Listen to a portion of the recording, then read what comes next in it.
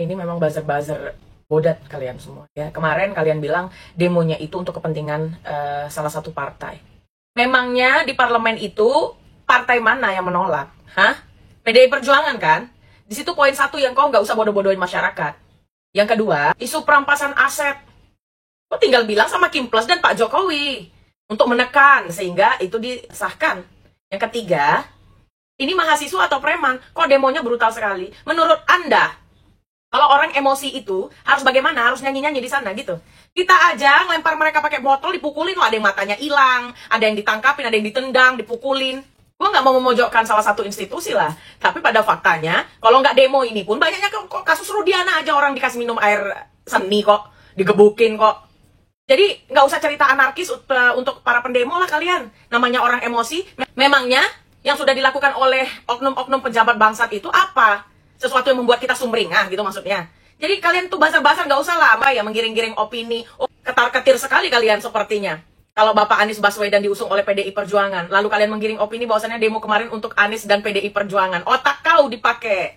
Ya cara berpikirnya bagaimana? PDI Perjuangan harus mengusung lah kadernya. Terus kalau yang diusung Pak Anies, kenapa memangnya? Memangnya perbuatan mereka-mereka yang banyak itu untuk menjegal Bapak Anies Baswedan dan PDI Perjuangan itu nggak patut dipertanyakan. Sama aja kan kejadiannya kalau misalnya itu semua disahkan, yang maju siapa? Si Kaesang kan? Jadi berarti pengesahan RUU itu untuk siapa? Untuk Kaesang gitu maksudnya? Pakailah logika kau bazar, bangsat. Untuk biar influencer itu, untuk itu istilahnya buat memberitakan yang positif soal pesan balik yang kemarin. Itu benar nggak sih kan ada dari DPR? Tidak ada, tidak ada, tidak ada. Dan kalau itu benar harus diusut. Tidak benar, tidak ada. Apalagi pimpinan balik untuk baser-baseran itu tidak ada. Buktinya saya diserang baser biasa aja, gitu kan. Jadi tidak ada yang DPR mengatakan untuk baser. Saya juga tadi di WA itu, kaget juga saya kalau ada yang mengatasnamakan dari biro media atau apa gitu, gitu kan? Iya, yang biro media itu. Dulu. berarti upaya untuk menggiring opini. Ada. Makanya kan selalu saya bilang aspirasi publik itu hal yang biasa untuk didengarkan dan tidak perlu dikantor-kantor.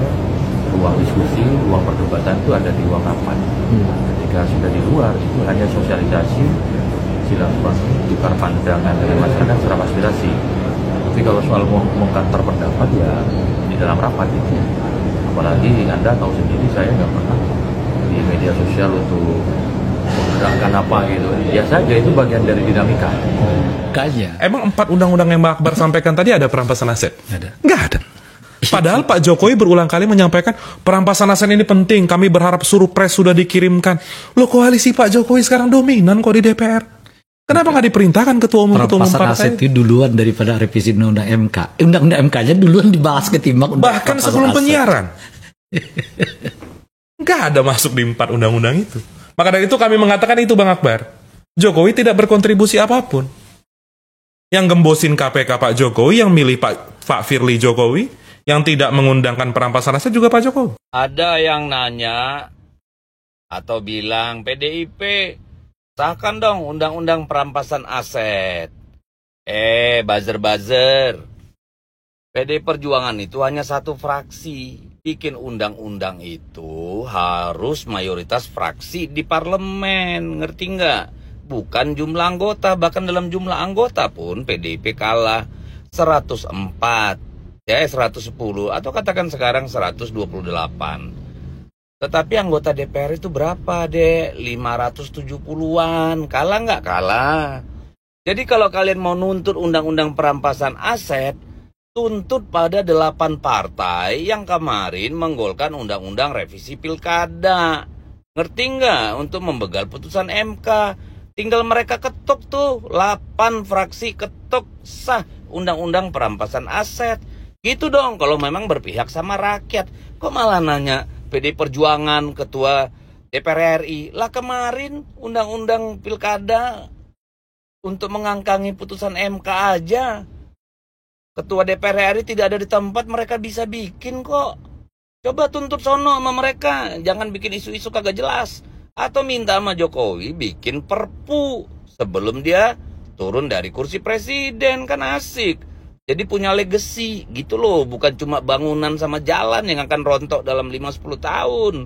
Gitu, oke, bajer-bajer, paham ya, Merdeka. Sama kalian. Anaknya Presiden SBY jadi anggota DPR, kalian nggak ribut kan waktu itu? Anaknya Presiden Megawati? Ya beda bang, anaknya Megawati nggak minta jabatan di saat orang tuanya jadi presiden. Anaknya SBY juga nggak minta jabatan atau memaksakan merubah undang-undang waktu bapaknya jadi presiden. Beda, ya.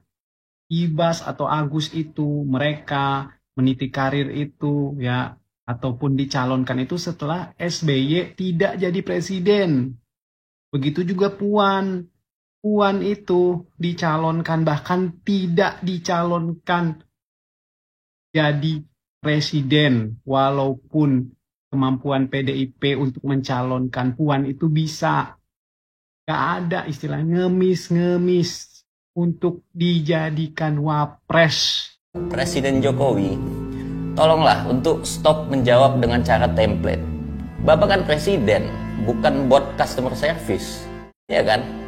Kalau bot itu kan jawabannya ya gitu-gitu aja, normatif, gak ada jiwanya. Tidak usah menjelaskan lah, itu wilayahnya legislatif, itu wilayahnya yudikatif. Itu terlalu normatif dan menganggap masyarakat bodoh, menganggap tidak paham sama struktur negara kita. Kita bisa melihat trias politika itu hancur di periode kedua Jokowi. Trias politika itu hanya nama, bergeraknya udah kayak kerajaan tuh. Dan suka tidak suka, per hari ini legislatif manut sama kemauan eksekutif. Kita tidak heran, karena rata-rata ketua umumnya di bawah presiden. Kita bisa bayangkan pembicaraan transaksi politik yang kotor itu terjadi di istana. Sekarang buzzer-buzzer TikTok itu sedang mengarahkan RUU Pilkada ini ke PDIP. Artinya PDIP dianggap merasa dirugikan dari keputusan RUU Pilkada itu. Kenapa mereka tidak berbicara Partai Umat, Partai Buruh, Partai Hanura, macam-macam itu? Kenapa? Karena mereka ingin mendiskreditkan PDIP. Memang itu disuruh. Ya. Kalau kalian cek di MK itu, kalian harusnya sadar siapa yang mengusulkan itu. Ada partai dari Koalisi Indonesia Maju. Kalau kita bicara politiknya, artinya ada sesuatu di Koalisi Indonesia Maju itu. Ada yang tidak sepakat dengan Jokowi. Begitu kalau bicara politik. Bukan bicara dulu PDIP yang ngajuin 20%, bla bla bla. Emang PDIP ngajuin penurunan di MK? Kan kagak. PDIP cuma taat sama konstitusi. Udah, titik. Gini ya, Mali, para buzzer-buzzer ya, kalau mau komen itu lu minimal googling dikit lah ya. Kuota yang dapat bayaran itu yang nggak seberapa itu ya. Lu googling, lihat mahasiswa pernah nggak demo untuk masalah perampasan aset korupsi ini atau koruptor ini. Nih, biarin gue googlingin dikit ya. Nih, lu buka biji mata lu nih ya. Nih, demo tuh 12 April 2023. Nih juga lu baca nih, mahasiswa tuntut pengesahan RUU perampasan aset. Jadi jangan asal komen doang, lu lihat dong.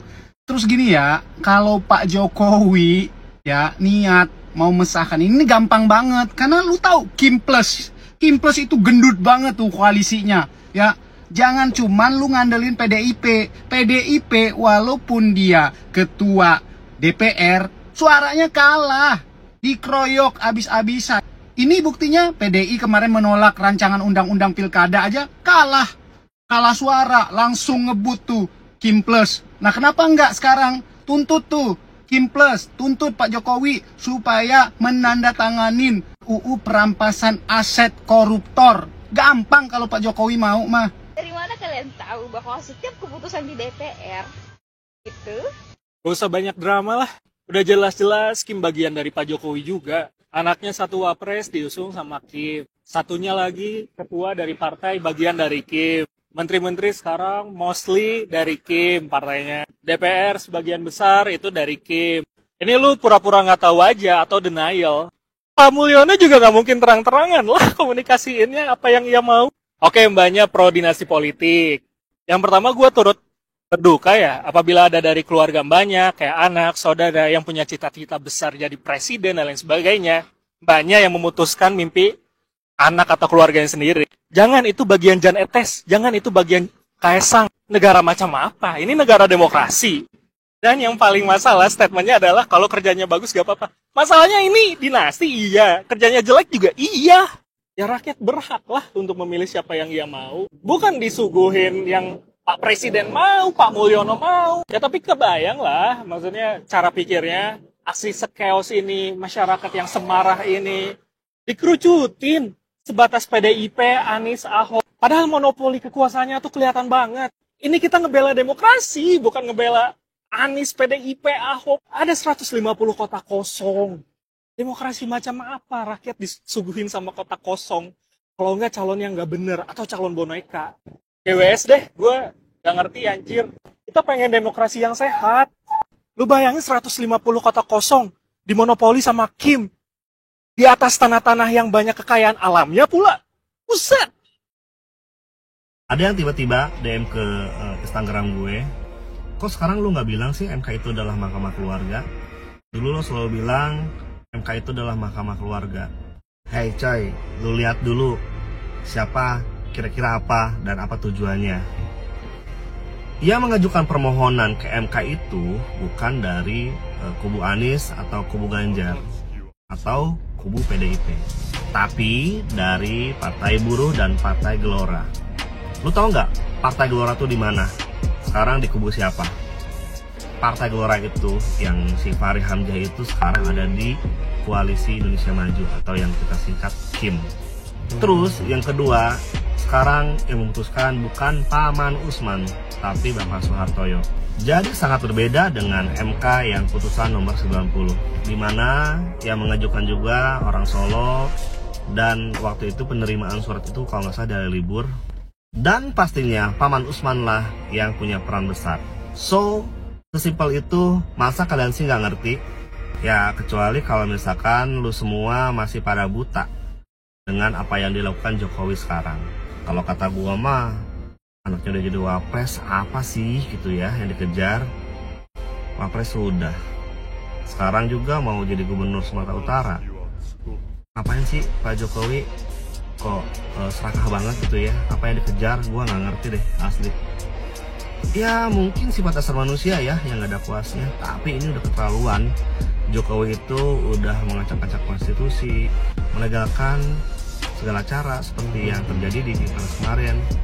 Untungnya sekarang mau pendukung Jokowi, pendukung Prabowo, alhamdulillah ada sebagian yang sudah ikut bergabung untuk melek politik, untuk membela demokrasi.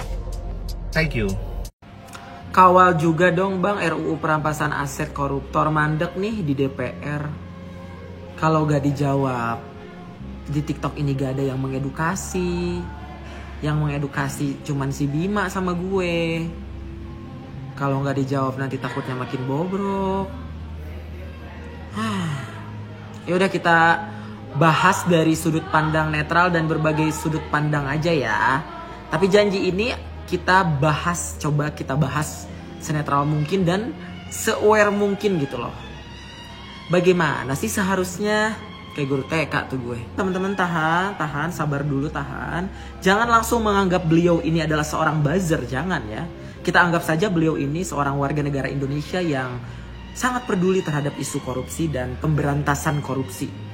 Jadi ya kita anggap saja demikian ya. Jadi dalam sudut pandang komenan-komenan yang kata orang template seperti ini, jangan dianggap buzzer ya, jangan dianggap template. Kita hargai loh, kita jawab loh ya. Ini adalah sosok warga negara yang peduli loh. Mungkin dalam pandangan orang-orang yang komen seperti ini bahwa ya memang itu lebih darurat daripada yang sekarang sedang terjadi, betul? Bagaimana nanti kita taruh di daftar next on top aja? Hah bang, gimana maksudnya tuh di next on top? Ya jadi bagaimana, ini kan kita hanya sekedar bersudut pandang ya, biar orang-orang yang sangat peduli ini ikut gitu juga. Bagaimana kalau setelah semua ini selesai ya kita buat situasi yang keadaan darurat atau peringatan darurat seperti sekarang ini, kita buat juga untuk RUU perampasan aset.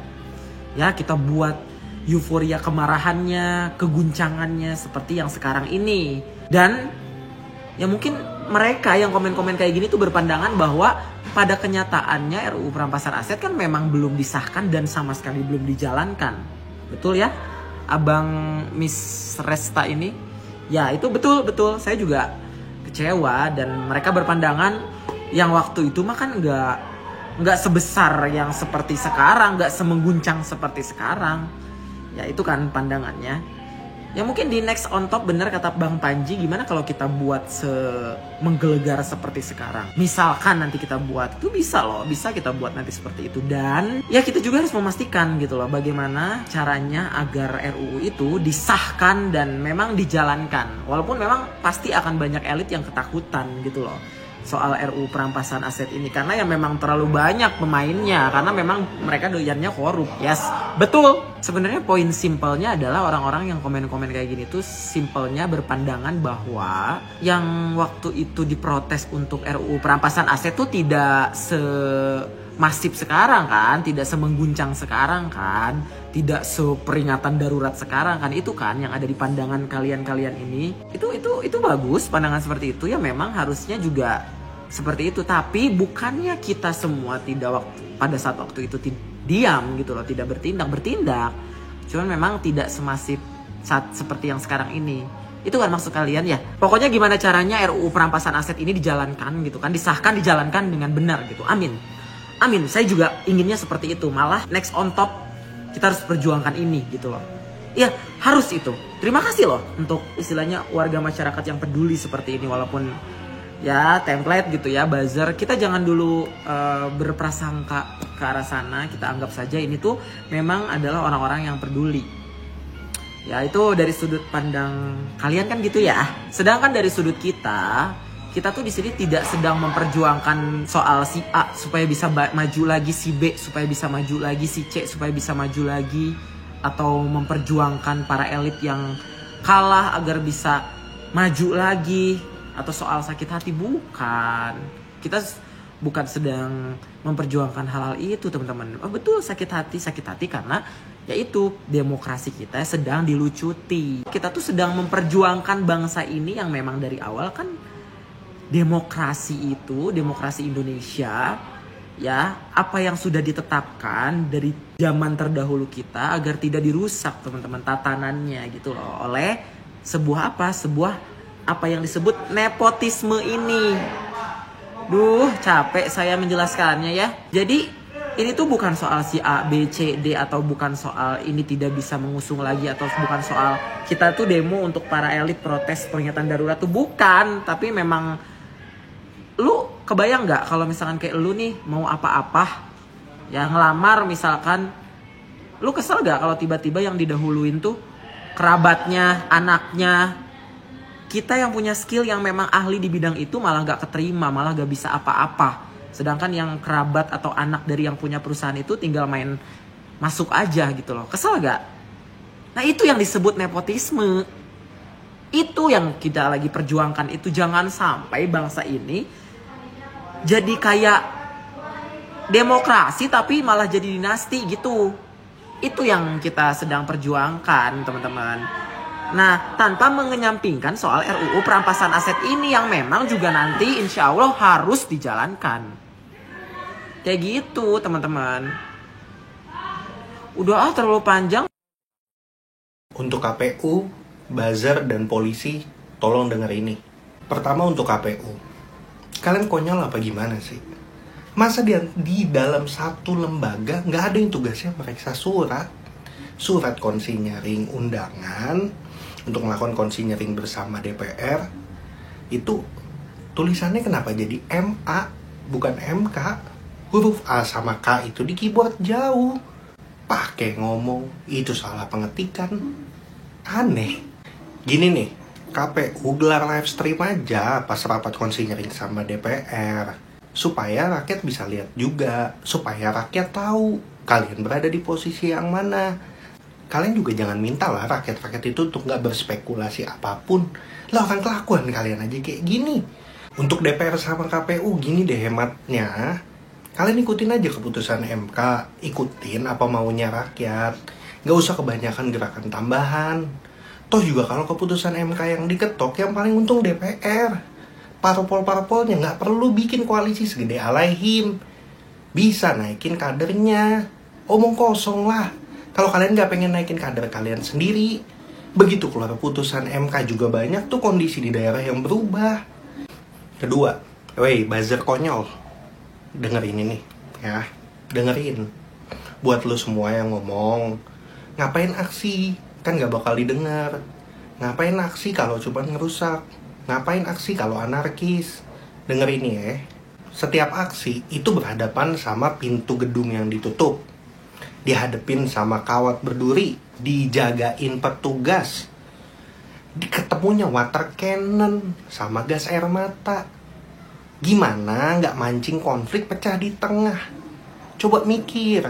Tunjukin aksi sama gua nih, yang pintu gedungnya dibuka, dikasih masuk, mau dengarkan pendapatnya, ketemu wakil rakyat langsung. Gue yakin gak bakal konflik. Gak akan tuh ada konflik. Kemudian lagi ada yang komen, emang gedungnya muat? Lah itu teknis. Gedungnya muat apa enggak itu teknis. Tapi kalau gedungnya udah ditutup, itu kayak tamu mau datang silaturahmi ditolak. Itu etika sama adab. Lagian di dalam komponen aksi itu di dalamnya juga ada propaganda. Bisa ada yang mancing juga tuh. Bukan buat mancing keributan, tapi mancing supaya bisa bersuara. Kalau belum tahu ya dibaca aja, di googling aja gimana sih teknik aksi demonstrasi massa, banyak tuh di Google. Lagian kan aksi ini juga karena kebijakan kalian yang gak masuk akal. 2 hari kemarin itu rakyat, mahasiswa, anak STM, perempuan, bahkan influencer ikut. Itu kan karena kebijakan kalian yang gak masuk akal. Mereka bukan orang kurang kerjaan. Kerjaannya pun nyari sendiri, gak dicariin sama bapaknya. Mereka kemudian ikut aksi karena mereka peduli sama kondisi demokrasi di negara ini. Masa gitu juga mesti dikasih tahu? Aneh banget. Ketiga, wah kalau yang ini gue agak ngeri-ngeri sedap sebenarnya ngomongnya. Buat Pak Polisi, tolonglah Pak, itu tim pendampingan hukum. Dikasih masuk aja, dikasih ngedampingin. Mereka cuma demonstran. Yang demonya pun dijamin sama undang-undang. Bebas menyampaikan pendapat di muka umum. Dijamin kebebasannya untuk berpendapat. Jangan dihalangin tim pendampingan hukum kalau mau mendampingi. Koruptor sama penjahat aja boleh didampingin tim pendamping hukum. Mereka demonstran, ya pasti lebih boleh lah Pak. Selanjutnya, kami juga paham Pak Polisi punya perasaan. Tapi kan waktu Bapak milih kerjaan kami nggak diajak Pak. Kami nggak diajak berunding. Kan Bapak yang pilih kerjaan ini sendiri Pak. Dan kita tahu Pak, setiap kerjaan juga pasti ada resikonya. TNI mungkin saja bisa terluka. Koki mungkin saja masakannya bisa gosong. Pelaut juga bisa aja tenggelam. Ya ini mah amit-amit ya Pak. Bapak ini kan kerjaannya pengayom masyarakat Pak. Nah, ketika masyarakat ini melakukan demo, pasti ada propaganda, Pak. Pasti ada yang mancing. Kan masalahnya tinggal bapak-bapak ini terpancing apa tidak. Kalau mau terpancing juga ya nggak apa-apa, Pak. Cuman harus ingat, Pak, Bapak ini kan polisi. Pakai setelan lengkap, anti huru-hara tuh. Mulai dari helm, body protector, pakai tameng, bawa pentungan atau kayu juga. Ada gas air matanya juga, ada water cannonnya juga. Jadi kalau ketemu pendemo, ya ditangkep aja, nggak usah dipukulin Pak, supaya bisa lebih etis.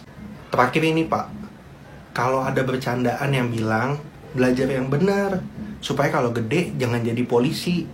Ya nggak perlu baper Pak. Bisa aja keluarganya ngarepin anaknya jadi Raja Jawa kan Pak. Kan nggak salah juga, namanya berharap. Rakyat itu cuman guyon Pak, cuman bercanda. DPR tiap hari bercanda aja Bapak nggak marah. Masa rakyat yang mau bercanda Bapak marah?